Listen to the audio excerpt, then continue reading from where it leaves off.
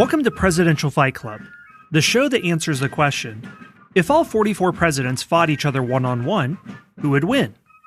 Hosted by two history professors who have too much time on their hands, Scott Rank and James Early.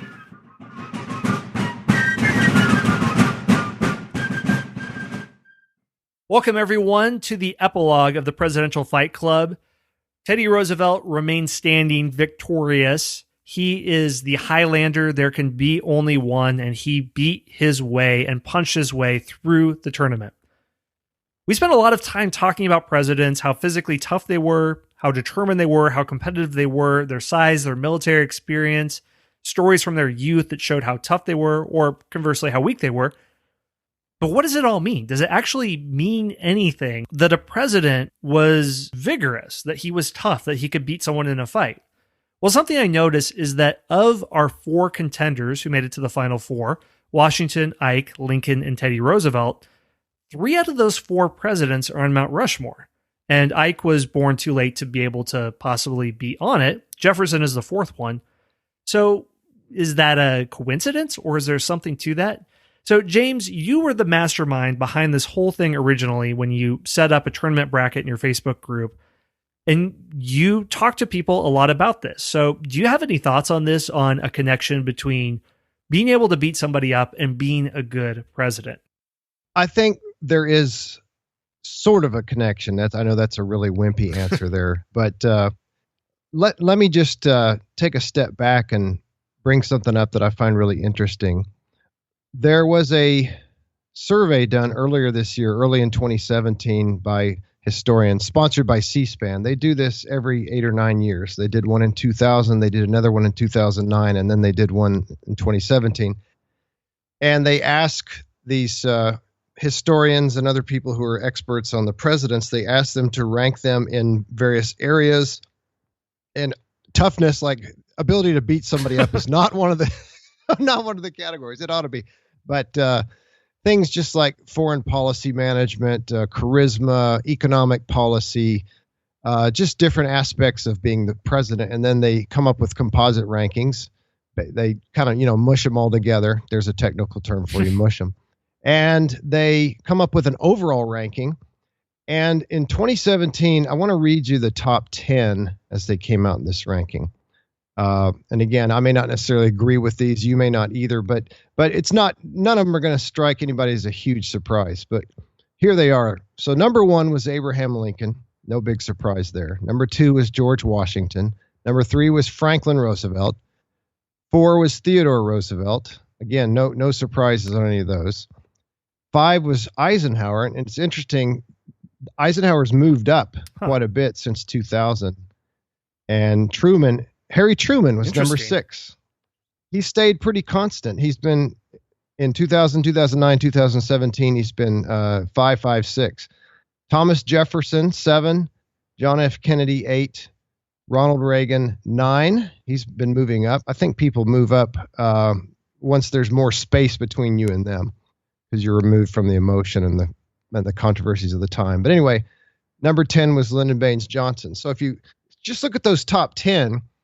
We see there's Lincoln, who made it almost, he made it into the Final Four.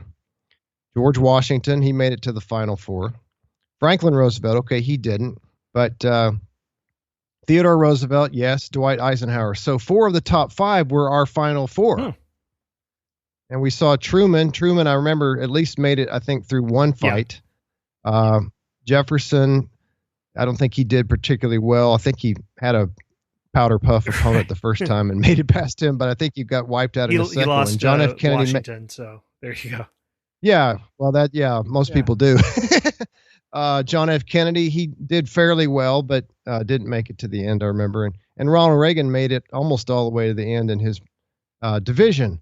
LBJ, he obviously he made it a couple rounds in, but I think he got wiped out by Reagan at one point. I don't have the stuff in front of me, but my point is that out of those top 10, maybe 6, 7 made it to at least the final in their division. Maybe I'm wrong on that, but so I think there is something to that. I think there's a link. And these ones these ones here that didn't necessarily make it to the finals in their division, like a Franklin Roosevelt or a Lyndon Johnson, John F. Kennedy, Harry Truman.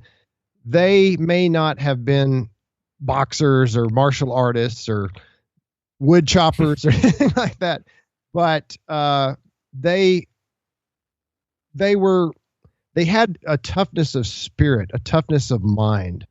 You know, they all kind of had a chip on their shoulder. I mean, think about these men. Okay, Abraham Lincoln, born in extreme poverty, so he had a burning desire to get out of that all his life and to make something of himself. Burning ambition. Same thing with Johnson. Same thing with Ronald Reagan. All of them were born in serious poverty. But even the ones that were born, and Eisenhower, I think Eisenhower was more of a middle class kind of guy, but he had that military ambition. And then the ones that were born into rich situations like Franklin Roosevelt, Theodore Roosevelt, John F. Kennedy, Jefferson, a lot of those had to overcome serious physical illnesses. You remember how we talked about, of course, Right. FDR, this after he was 35, of course, but he had polio, obviously, which paralyzed him, and he did everything he could to try to be able to walk again, and he didn't succeed, but he was able to get around pretty well. Thomas Jefferson dealt with migraines and intestinal issues, probably had what we would call irritable bowel syndrome today. It was spent a lot of time on the potty.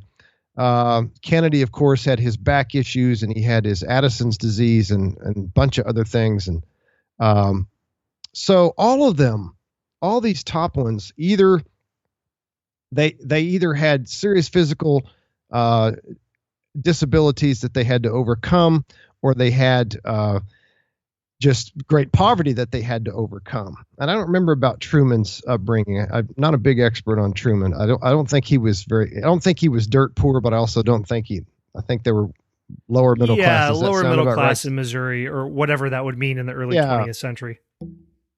Certainly nowhere near not even middle class, let alone the Roosevelts or the Kennedys or anything like that.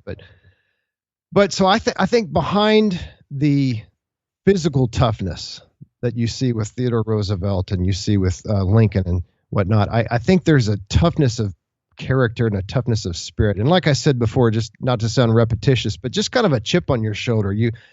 Life has kicked you down. Life has dealt you a bad hand, and some people just refuse to accept it, and they're going to overcome it, and they're going to excel in spite of that. And I think that's what makes a great president, even more fundamentally than the ability to beat somebody up. Yeah, I think that there is a common factor here, that the tenacity in a one-on-one fist fight, the kid who grows up who will beat up people bigger than him, like Andrew Jackson, he's not in the top presidents here, but mostly because people think the way he harnessed his competitiveness was to bad ends. He's number 18. I'm looking at that C-SPAN poll, but that. Yeah, he's fallen a lot. I think it's mainly because of his ill treatment of the Native Americans and the fact that he was a slaveholder. So was Washington, but I think it's the Native Americans. I mean, he used to be considered great. Right. So he was on the 20. Now he's being replaced.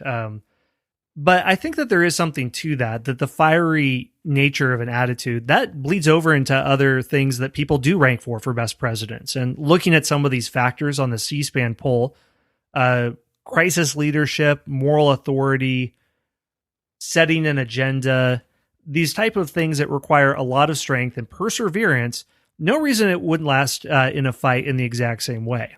And let me just dip back into history a little bit. This is a question that you could go all the way back to ancient Greece, and I'm sure much before that, on the connection between being physically tough and being a well-developed person, being a person of virtue who could do what it took in different intellectual situations or physical situations.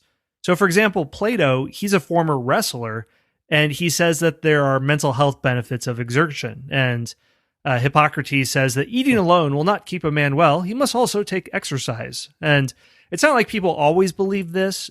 Now, in ancient Greece, you do have the Olympics, where it's sort of this day where the gods put a hold on war and will celebrate the physical form. once you get in the Middle Ages and a lot of what's being written down are by overweight abbots and monks and monasteries, they're not pushing too hard on the physical health thing. So, yeah. No. So, for example, St. Bernard of Clairvaux says, the spirit flourishes more strongly and more actively in an infirm and weakly body, but easy for him to say when he's drinking wine and probably has gout from hyperobesity. So, yeah, no kidding. But one other thing to wrap up is that, believe it or not, President Kennedy had a lot to say on this particular topic. In his public papers in the early 1960s, I was looking for if presidents would say anything about the connection between physical health and greatness. And in the early 1960s, he's starting to see the signs that America doesn't have the same health level of Europe, and it's getting less healthy. And he sees that people aren't outdoors as much. They don't work as hard in the industrial era. And if he could see things today, he'd really be upset. But that's why he's instituting federal standards for physical fitness, which gave us physical education today, because he specifically saw a connection between being physically healthy, being strapping, and being great.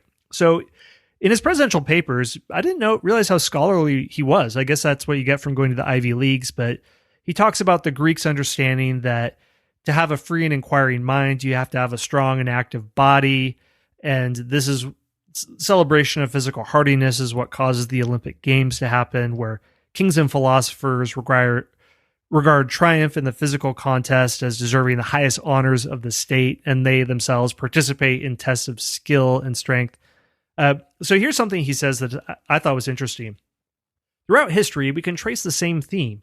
Whether it has been the triumphs of the vast empire of Rome, the flourishing of the arts in Renaissance Italy, or the literature of Elizabethan England, those societies that have produced great creative and political achievements have almost always given a high place to the physical vigor of the individual citizen.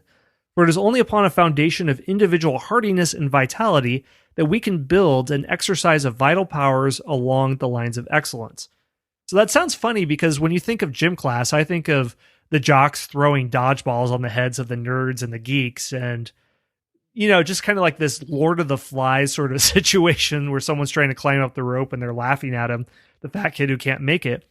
But it was started by Kennedy and others who thought the moral fiber of America will weaken if we're not physically tough. And we don't live on the frontier. We don't really do chores like we did in the 1800s. So we have to have something else to keep us going and keep us stimulated. So Kennedy believed it, and a lot of other thinkers believed it too. And one other thing, looking on the rankings of presidential leadership, a lot of the worst presidents were also our worst fighters. Did you notice any connection with that, James? Oh, absolutely. I was going to say that myself, that we had some presidents that just they got picked to be president just because, like in the case of James Buchanan, because he was overseas when all the controversies, he was in England and he couldn't be tied down to Kansas, Nebraska or anything like that, so they were just, it's not like they were devoid of talent. They obviously got far in life, but these guys just didn't have that killer instinct. I think about Buchanan, who typically ranks at the bottom, and the South secedes, and Buchanan just says, "Well, I can't do anything about it. It's a terrible. I don't agree with it. I don't think it's right, but I can't do anything." What do you mean you can't do anything? You're in command of the U.S. Army, for crying out loud. But and people like a Franklin Pierce or a Millard Fillmore or a Chester Arthur. These are guys, Martin Van Buren. These are guys that preferred to sit around sipping wine on cushions and, eating fine delicacies and dressing fancy. And even Andrew Johnson, he obviously had a serious chip on his shoulder too, but he just didn't have, despite that, he didn't have what it takes to be a good president. He didn't have the people skills. But yeah, in a lot of cases, you're right. The worst fighters end up near the bottom. And we can't forget Warren G. Harding, that I think I had to defend him. And I always imagine a Roman hedonist who wears his toga and tells his manslave to oil him up and bring his concubine to him. And this was a guy who falls backwards into the presidency. The way all the horse trading went in politics, you really didn't get anyone's first choice. You had to choose the lowest common denominator, which Harding is by any account.